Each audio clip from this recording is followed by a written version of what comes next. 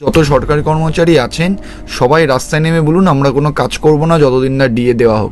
দুদিন যদি কাজ বন্ধ করে দেয় 3 দিনের দিন সবাই ডিএ পেয়ে যাবে। রাজ্যের আইনজীবী কপিল সিব্বাল অন্য শুনানিতে ব্যস্ত ছিলেন বলে ডিএ মামলার জট কাটল না। পরে শুনানিতেও যদি অন্য কোনো কারণে ব্যস্ত হয়ে পড়েন তখন কি হবে? কোনো আইনজীবীর ব্যক্তি স্বার্থ কি এত সরকারি কর্মচারীদের দীর্ঘদিনের অধিকার আদায়ের চেয়ে বড় হতে পারে? দেখুন, এটা সত্যি যে রাজ্য সরকার বরাবরই চেষ্টা করছে ডিএ মামলায় কিভাবে সময় নষ্ট করা যায়। এইটা বিষয়ে সুপ্রিম কোর্টও যথেষ্ট ওয়াকিবহাল, তাই জন্যই সুপ্রিম কোর্ট আগের সপ্তাহে টানা 4 দিনের শুনানি করেছে। এবার এই মঙ্গলবার ছিল। দেখুন, উনি একজন সিনিয়র অ্যাডভোকেট, উনি একটা মামলায় ব্যস্ত করেছেন, কিন্তু সুপ্রিম কোর্ট পরিষ্কার বলে দিয়েছে পরের ডেটে মামলা করতেই হবে, উনি না থাকলেও মামলা হবে। স্যার, এমনিতেও রাজ্য সরকারের তরফে ইমেলের মাধ্যমে ডিএ মামলাটি মুলতবি রাখার আবেদন জানানো হয়েছিল।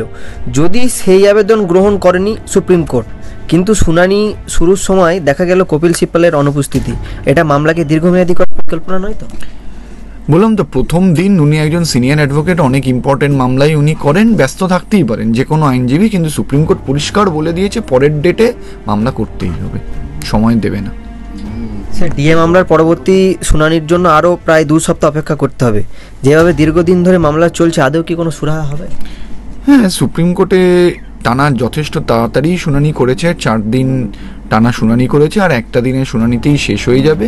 আশা করি 26 তারিখে শেষ হয়ে যাবে শুনানি।